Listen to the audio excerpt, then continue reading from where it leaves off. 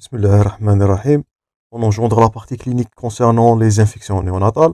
D'après qu'on avait vu dans les deux vidéos précédentes, l'aspect bactériologique, le mode de transmission de cette dernière. Maintenant, on a le but de ce cours. Donc, notre intérêt de la question, c'est comment prévenir ces infections néonatales. Donc, maintenant, on va engendrer la prévention anténatale du risque des infections bactériennes précoces. Cette dernière, pour avoir une bonne protection, bien prévention, c'est le rôle, c'est écrit en rouge et bien sûr on va baser sur tout ce qui est coloré, c'est le dépistage et le diagnostic des infections cervico-vaginales, c'est chez la femme enceinte. Le voilà à gauche, un portage sain de bactéries. Et voilà, maintenant, on va voir le dépistage de cette dernière. Donc, il est recommandé de réaliser un prélèvement vaginal. Le rôle de prélèvement vaginal en cas. Toujours, vous êtes censé de garder ces titres par cœur. En cas de signe clinique de vulvovaginite chez la femme enceinte, première indication. Donc, si on vous pose la question, quand allez-vous prélever ou bien dépister les infections cervico-vaginales, vous allez citer premièrement la vulvovaginite chez la femme enceinte, toujours.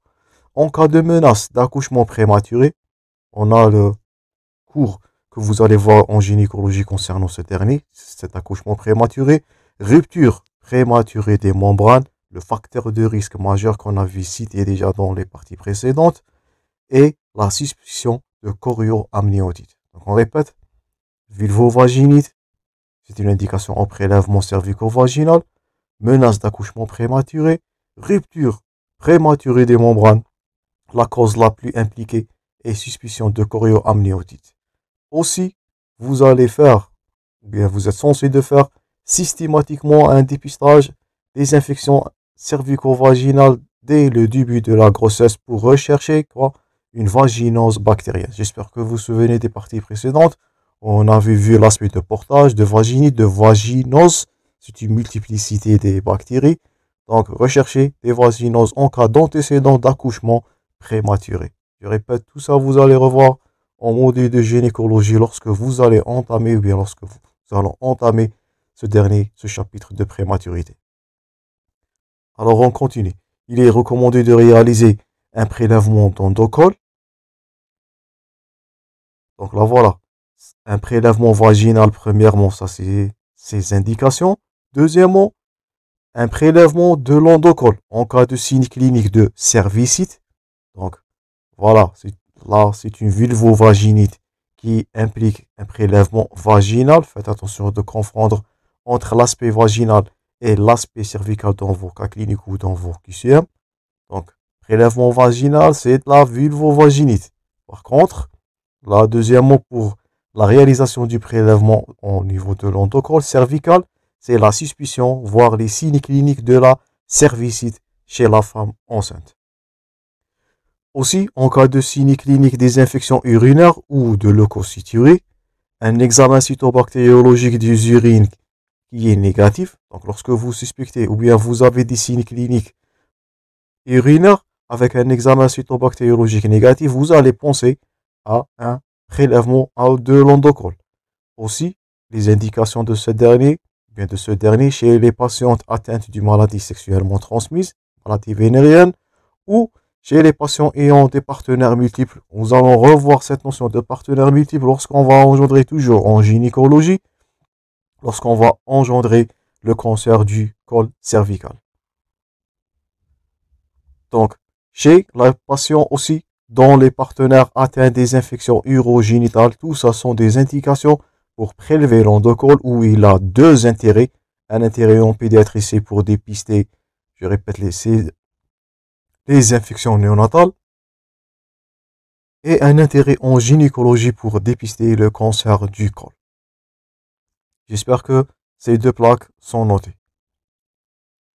Maintenant, une autre notion, c'est le dépistage systémique. Le germe le plus impliqué, le germe majeur, j'espère que vous avez noté ça, c'est le streptocoque du groupe bêta-hémolytique de Hansfield. Donc, c'est de l'antibioprophylaxie per partum. Donc, depuis les années 1990, les années 1996, aux États-Unis, en France, Il s'agit d'une généralisation du dépistage du portage vaginal du streptocoque du groupe bêta ou bien streptocoque du groupe B hémolytique. Aussi, ce dépistage il est systémique pour le portage de streptocoque à Galaxia ou le streptocoque B. Il est recommandé en fin de grossesse, idéalement entre 34 et 38 semaines d'aménorrhée. Donc chez les pays développés, il s'agit en plus de ces prélèvements, donc vous avez premièrement critères de dépistage ou bien les examens de dépistage, c'est un prélèvement vaginal, vous allez cocher. Vous allez cocher aussi prélèvement de l'endocole, tout ça c'est du dépistage et de la prévention de ces infections néonatales. Chez les pays développés, ils ont aussi le recours au dépistage systémique du SGB, du streptocoque du groupe bêta hémolytique. Maintenant, un autre titre, c'est les indications de l'antibioprophylaxie. Donc, en association des examens de dépistage, il s'agit aussi de l'antibioprophylaxie. Donc, une colonisation à SGB, un portage vaginal chez les femmes, c'est une indication à l'antibioprophylaxie. Une bactérie à streptocoque du groupe B pendant la grossesse actuelle, c'est une indication à l'antibioprophylaxie. Je répète, ces plaques-là, ils sont à retenir par cœur. Ce sont le but du secours. Aussi, parmi les indications, une colonisation inconnue ou bien au début du travail, avec un âge gestationnel inférieur à 37 semaines, ou une température pendant le travail qui est supérieure à 38, c'est une indication à l'antibioprophylaxie. Une rupture prolongée des membranes, ça c'est l'indication majeure d'une antibioprophylaxie. Vous allez voir dans le traitement, une rupture qui est prolongée, qui est supérieure à 18 heures, c'est une indication à l'antibioprophylaxie. Et dernièrement, les antécédents d'infection néonatale à streptocoque du groupe B. Donc si on vous pose la question, quelles sont les indications de cette antibioprophylaxie per partum? Donc une colonisation, premièrement, une bactériurie, une colonisation, rupture prolongée des membranes, les antécédents des infections néonatales. Je vous invite à noter tous ces lignes-là et les acquérir par cœur car ils sont très hypertombables. Dans certains des cas, donc ça, ce sont des indications à l'antibioprophylaxie. Dans certains des cas, maintenant la notion de l'antibioprophylaxie qui est dite inadéquate. Donc dans certains des cas, cette antibioprophylaxie n'a pas une indication.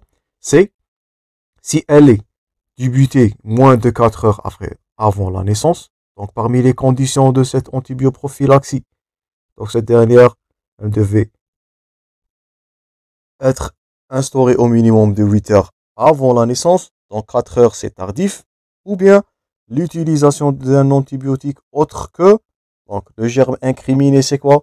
C'est du streptocoque du groupe B hémolytique. L'antibiotique de choix, l'antibiotique il a le spectre, si vous vous souvenez de votre bactériologie, c'est de la pénicilline G, l'ampicilline, voire la céphalosporine ou les céphalosporines de troisième génération.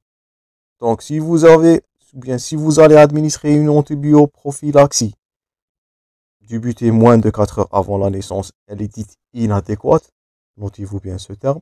Ce sont les deux conditions de l'administration de cette antibioprophylaxie.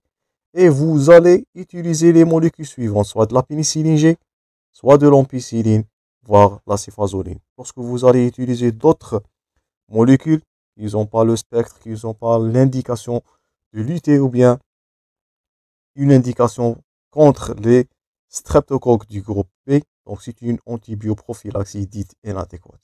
Donc cette plaque-là, elle est à retenir par cœur. Après ça dit, on va passer maintenant au diagnostic. Donc maintenant, vous savez les critères de l'antibioprophylaxie, comment dépister. Maintenant, comment allez-vous poser le diagnostic d'une infection néonatale bactérienne précoce? Vous allez commencer premièrement par une enquête. Donc, vous allez rechercher les conditions de passage de la grossesse, l'anamnèse, l'accouchement, la naissance. Tout ça, vous allez rechercher. Donc, pour la grossesse, vous allez rechercher un syndrome fébrile dans les semaines précédant la naissance, la notion d'infection urinaire ou de leucorrhée, la notion de cerclage, notion d'amnioscopie. Donc tout ça sont des facteurs traumatisants. Vous allez revoir cette notion de cerclage et d'amnioscopie, on répète toujours en gynécologie. Et rupture, voire, donc le voilà, le signe que vous allez rechercher, c'est la rupture, voire la fissuration de la poche des os. Donc ça, c'est pour la grossesse. À l'anamnèse, vous allez rechercher les conditions de l'accouchement. Est-ce qu'il s'agit d'une rupture prolongée des membranes? Voilà le tête de liste. On insiste sur cette rupture prolongée. Est-ce que le liquide amniotique, il est teinté, il est puré, ou bien odeur qui est purée de poids, une odeur fétide? Tout ça, ce sont des signes d'infection. Donc, notez-vous bien cette plaque-là. Si on vous pose la question, quels sont les critères de suspicion d'une infection néonatale bactérienne précoce? Vous allez cocher premièrement la rupture prématurée des membranes. Toujours on répète ça. Liquide amniotique teinté, c'est parmi les critères de suspicion. Lorsque ce dernier il a une couleur purée de poids, voire une odeur fétide, donc ça c'est une suspicion d'une infection néonatale. Travail prolongé et inefficace. Aussi, la souffrance fœtale aiguë, on a un cours sur ça, c'est parmi les critères ou bien les paramètres de suspicion, ou bien d'autres manœuvres obstétricales. Donc tout ça sont le terrain. Si on vous pose ça dans un contexte clinique, vous allez répondre que c'est une femme qui a un haut risque de développer une infection néonatale. Pour la naissance, la prématurée inexpliquée par des facteurs de risque habituels. Vous allez voir un cours, bien on a un cours sur la prématurité. S'il ne s'agit pas des facteurs de prématurité, donc c'est fort probablement une infection néonatale qui a causé cette dernière. Un score d'Apgar, j'espère que vous vous souvenez de votre premier cours. Un score d'Apgar bas, mal expliqué par accouchement apparemment qui est eutoxique. Eutoxique veut dire que c'est normal. Donc si vous avez un nouveau-né, un bébé qui a né par voie qui est basse, par un accouchement qui a déroulé de façon tout à fait normale, mais il a un score d'Apgar qui est bas. Donc vous allez penser dans ce dernier cas à une infection néonatale. Une détresse vitale secondaire isolée. Vous pouvez consulter le cours concernant les détresses respiratoires néonatales, ou bien un aspect pathologique du placenta. Donc tout ça, ce sont aussi, si on vous pose tout ça dans un contexte clinique, votre balancement, votre pensée va balancer vers une infection néonatale bactérienne et précoce. Et voilà un tableau dans votre support qui résume tout ce qu'on avait dit. Donc, il s'agit des critères dits majeurs. Et il y a des critères dits mineurs. Voilà, parmi les critères majeurs, vous avez la chorioamniotite. Là, voilà, une température supérieure à 38, c'est ce qu'on avait dit dans les plaques précédentes. Prématurité qui est inexpliquée. Rupture prématurée des poches des os, puis ouverture des poches des os supérieure à 18 heures. Rupture des membranes aussi. Et comme critère mineur, donc là, une anomalie du rythme cardiaque fœtal, l'asphyxie, tout ça, on va voir dans la souffrance fœtale aiguë. On dit qu'il s'agit d'un risque faible, donc ça c'est à noter. Si on vous pose ça dans un contexte clinique, vous allez dire qu'il s'agit d'un risque faible d'une infection néonatale s'il s'agit d'un seul facteur de risque mineur. Par exemple, s'il s'agit d'une souffrance fœtale aiguë ou bien un liquide amniotique teinté ou méconial, c'est suspect, mais vous allez dire que c'est un risque faible de développer une infection néonatale. Par contre, s'il s'agit plus de deux facteurs mineurs, voire un ou plus de facteurs de risque majeurs, vous allez dire qu'il s'agit de haut risque. Donc, lorsque vous avez une rupture prolongée des membranes, donc c'est un facteur majeur, c'est une infection très suspecte. La température, dans tout ce qui est là comme critère majeur, si on vous pose ça dans un contexte clinique, vous allez coter, vous allez juger cette situation, cette grossesse comme une infection ou bien comme une grossesse à risque haut élevé de développer une infection néonatale. Et voilà une plaque qui résume tout ce qu'on avait dit. Donc une colonisation maternelle à SGB, un portage vaginal, des antécédents d'infection néonatale, une durée de rupture de membrane qui est supérieure à 12 heures, prématurité spontanée inexpliquée avant 37 semaines d'aménorrhée et fièvre maternelle. Donc les voilà les grands signes majeurs qui vont évoquer une infection néonatale. J'espère que c'est clair. Maintenant, on va passer à la clinique. Qu'est-ce que vous allez constater dans votre examen clinique? Donc, C'est écrit en rouge. Et si on vous pose la question, on répète, aucun signe clinique n'est spécifique pour une infection néonatale bactérienne. Faites attention, un étudiant en cycle clinique ne doit pas commettre cette erreur, ne doit pas dire qu'il s'agit d'un signe spécifique. On répète, aucun signe clinique concernant les infections néonatales n'est spécifique. Il s'agit des signes généraux comme des anomalies thermiques, comme une instabilité, une hypothermie, voire une hyperthermie. Donc, tout ça, ce sont des signes généraux, mais aucun de ces derniers, il est spécifique. Une teinte gris, une cryption, un purpura, une sclérème.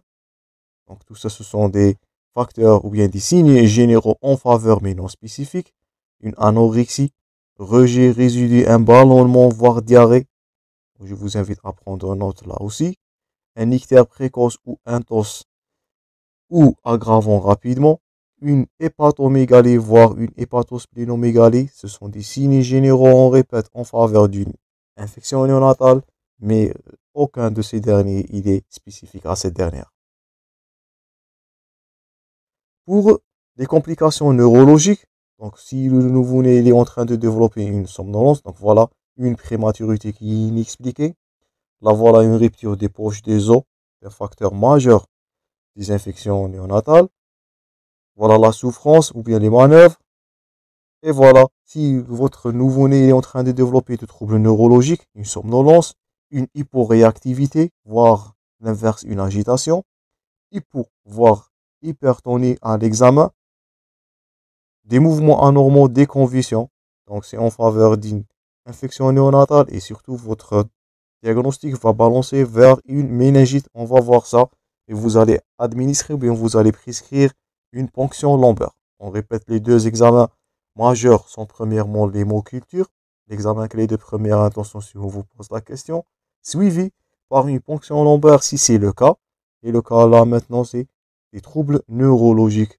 Je vous invite à les noter. Les troubles respiratoires, un accès de cyanose, détresse respiratoire. Et on répète toujours cette phrase, aucun signe clinique est spécifique à l'infection néonatale bactérienne précoce.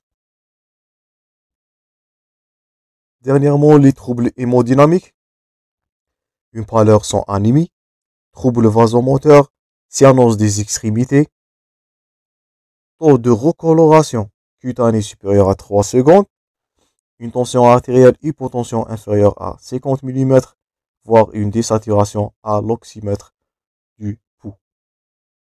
Avant de conclure cette partie, donc dans ce contexte, la dernière plaque dans cette partie, dans ce contexte des signes qui vont imposer la recherche du dossier obstétrical, donc ces signes qui pouvaient orienter vers le germe particulier, qu'est-ce que vous allez faire? Prélèvement vaginal positif à streptocoque B. Et si vous allez trouver ce prélèvement vaginal positif à streptocoque, vous allez incriminer bien sûr quel germe? Streptocoque SGB. Si vous avez dans le dossier obstétrical, la gynécologie, la notion d'infection urinaire du 3e degré, vous allez incriminer le coli, Escherichia coli. Et si vous avez la notion d'un syndrome pseudo-grippal avec un malaise qui est fébrile, ça c'est de la listériose. Donc vous avez 3 diagnostics, on répète, s'il s'agit dans le dossier obstétrical de la femme d'un prélèvement positif durant la grossesse du strepto SGB, vous allez penser à ce dernier. Infection urinaire, vous allez balancer vers le coli, c'est primordial parce que chacun de ces bactéries-là, il a son indication à une antibiothérapie qui est spécifique à ce dernier. Donc, infection urinaire, vous allez penser à Escherichia coli. Troisièmement, qui est moins fréquente, un syndrome pseudo-grippal, malaise. Ça, c'est la listériose si vous vous souvenez de votre bactériologie. Dernièrement, une dernière ligne avant de conclure cette partie. Ne jamais oublier d'évoquer la possibilité d'une infection virale à herpès, voire un entérovirus. Il s'agit d'un cours sur ça. C'est l'herpès virus 2 qui va transmettre par la barrière via la filière génitale. Donc, soit c'est une infection à herpès. Donc, pourquoi on dit ça? Vous êtes en train de noter que tous ces germes-là sont des bactéries. Mais faites attention, lorsqu'il s'agit d'une infection à herpès virale, malgré que cette dernière, elle est virale, elle est potentiellement très grave. Donc, l'herpès virus, voire l'entérovirus, lorsqu'il s'agit d'une fièvre et diarrhée maternelle, jamais oublier de penser à ces dernières et évoquer, voire administrer le traitement qui est, si vous vous souvenez de votre infectiologie, c'est de la cyclovir qui est indiqué dans ces derniers cas. Donc, 3 germes, 3 grandes possibilités. Donc, soit du streptocoque B concernant le dossier médical de la femme. Les infections urinaires, vous allez penser à E. coli. Un syndrome pseudo-grippal, c'est le tableau de la listériose. Et n'oublie pas l'herpès virus, l'entérovirus. Ce sont des infections virales, mais potentiellement très graves, plus que ces infections bactériennes. Donc on va arrêter notre démarche là, on va continuer prochainement. Merci pour votre attention. Toujours bon courage. À la prochaine dans la vidéo suivante.